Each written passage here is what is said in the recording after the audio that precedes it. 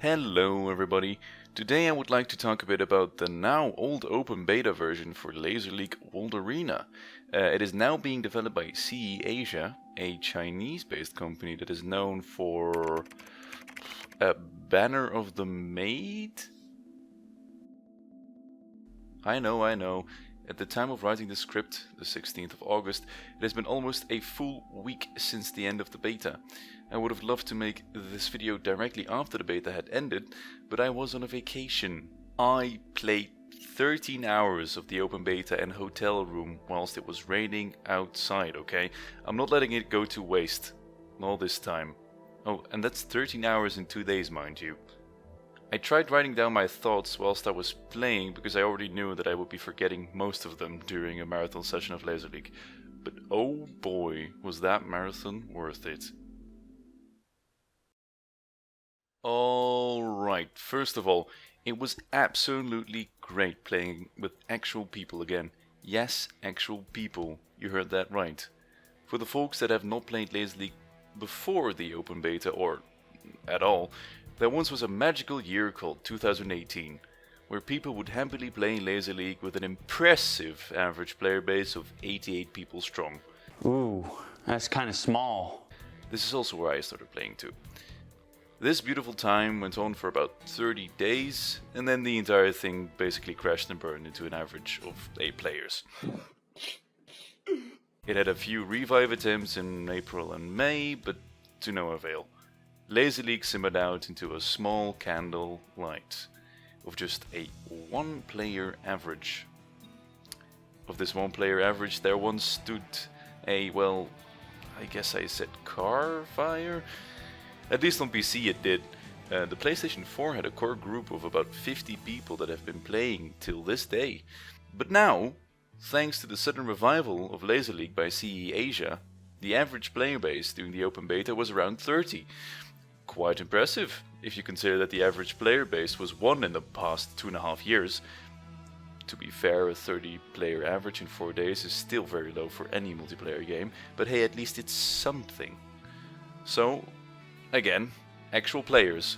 Way more fun than the brain-dead or borderline cheating Smash or Blade AI. Only when they feel like it though. Whenever a Smash is on my team, they never perform the same way. Now, that's out of the way. Let's get into what I've written down as my pros.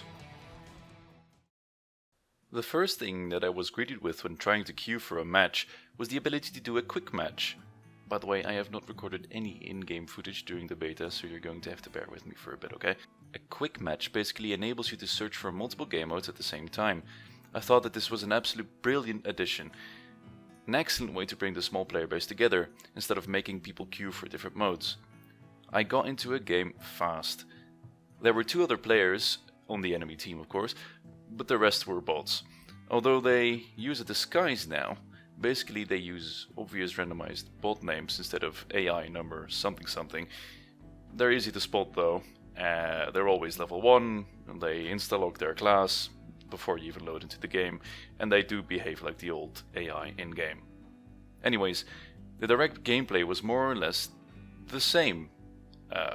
I'll have more of this later, but I had noticed 3 new additions when actually playing. 1. When a power-up is picked up during the game, it will now count down the last 3 seconds of its duration.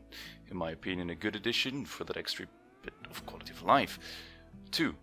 It feels that the crowd is more alive, at least to me it is. For some reason I noticed way more cheering, chanting and reacting in the crowd than before. This really got me more immersed into the game. I understand that not everyone might feel this way, but I am a huge fan of the atmosphere that this game brings, and this cheering, this chanting really adds to the game for me. And finally, 3. There is a new white indicator above your player's character, supposedly to make it more easy to follow your character around whilst it's doing its running and picking up nodes and killing everyone, hopefully. However, when you wall wrap, this white indicator will blur across the screen to show you where you wall wrap to. Personally, I don't mind this feature at all, but multiple players in the Discord have said that they have experienced this as distracting or annoying, especially when wall wrapping multiple times in rapid succession. I would suggest a simple toggle on or off button for this feature to give that choice to the player. But I don't want to give too many suggestions in this video because, well, this video is already getting long and maybe I can do this in a different video. After playing my first match, I decided to check out the new kits, and I was happily surprised there too. The new skins look absolutely stunning, and not only did they add new kits, so the skins for your character, but they also added weapon skins, new emotes, animated as normal ones, and skins for your laser nodes that you pick up. Browsing through all the menus, I noticed we finally got private online matches with a bloody spectator mode, for God's sake. Laser League Esport incoming! To top it all off, you can buy XP boosts / a laser coin boost. And I know what you're thinking, what the hell are laser coins? Well, let me explain. Laser coins, together with platinum coins, are the new currency in Laser League World Arena. You use laser coins to basically buy anything, anywhere from the cosmetics I mentioned earlier, to maps and classes. Yes, you heard that right, classes. I will get to that, I promise. And platinum coins is the platinum, or like the more exclusive currency that you have to spend money to acquire, and you can use these for these XP boosts or the cooler looking cosmetics. And finally, all the new UI looked great except for two minor details. English localization wasn't all too great in some areas. There were plenty of grammar and spelling mistakes. And in the shop there were a lot of icons and images but not enough text. Maybe the developers did this because they knew that English wasn't a strong suit. I don't know. Add a bit more text explaining what these tabs are and I feel like it would be way more easier to understand. Look, even though I absolutely adore this game, the beta wasn't perfect. Obviously, nothing's perfect.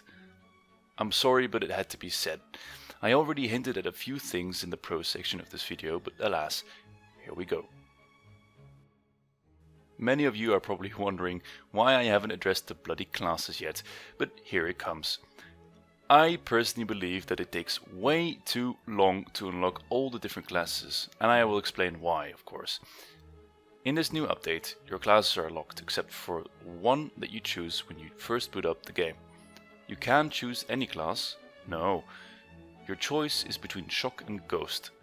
You get a little window explaining the two and boom, you have to find your way through all the Shocks and Ghosts that there are. Naturally, I picked Shock in the beginning because Ghost... JK, I love you Ghost players, don't hate me. And off I went. I went into my third game and then it hit me. Me and my two AI buddies got absolutely dumpstered by a 3-man who had unlocked new classes already. We can't switch classes. How do I counter the enemy team composition if I only have one class with one modifier to my name? Naturally, my frustration didn't help in our efforts to win, so we lost. And then, during the next games, I started noticing that the tooltips were mocking me. Team class variety is key. Pick the right counter against your opponent's class choices. Think as a team. This just illustrates my biggest gripe with the open beta. Why do I have to reach a certain level and pay laser coins for my characters? It takes way too long and is way too frustrating to grind through levels of Shock before I can get Blade, which is still not the most useful class in my opinion, although some people have proved me very wrong. I'm looking at you, Jay Mauler. This continues all the way up to level 13 to finally unlock the ability to buy Snipe. No, not unlock Snipe, no, the ability to buy him. Make unlocking of characters a little less invasive. Choose the levels or the laser coins, do something. You can have the mechanic of unlocking characters and have it be fun whilst also still being able to teach new players the importance of picking different classes. There are countless of examples to give why having the system like this is very anti-new player. Having a thief or two in your team will absolutely give you the upper hand when you are playing against 3 ghosts. Losing every game because of people that have unlocked characters before you is not a good incentive for them to stick around. Why bother grinding all that time just to get your ass handed to you every single game because people A, have better characters than you, or at least a better composition because they played more, and B, are better in general because they have, well, played more.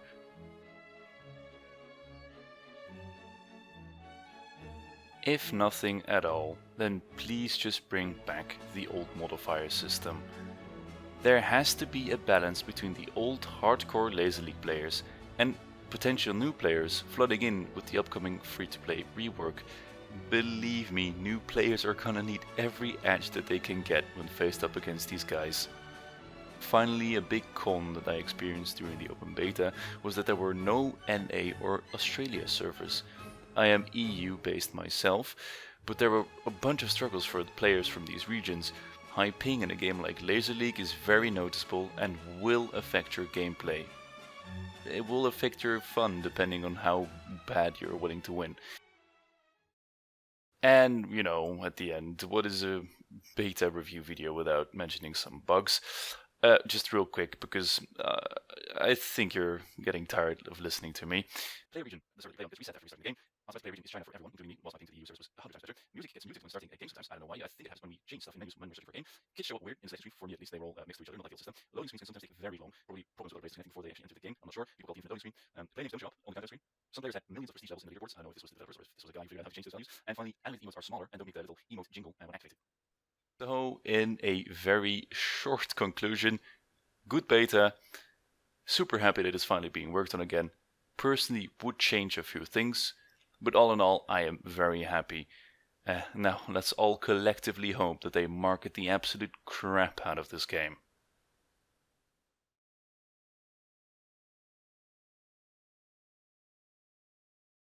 Hey, there we go, finally done. Hey, if you've reached this point of the video, I want to thank you so much for watching. I put a lot of effort into this video and I hope it was at least somewhat watchable. I know that I can go off on tangents sometimes, but I try to keep it structured. What did you think of the beta? What did you think of my opinions? Let me know in the comments, obviously. Also, don't forget to tell a friend about Laser League and join the Laser League Discord in the description below. Cheers once again for watching, and maybe click, you know, the YouTube things so that I keep making videos. Like, please. Thank you. Bye bye.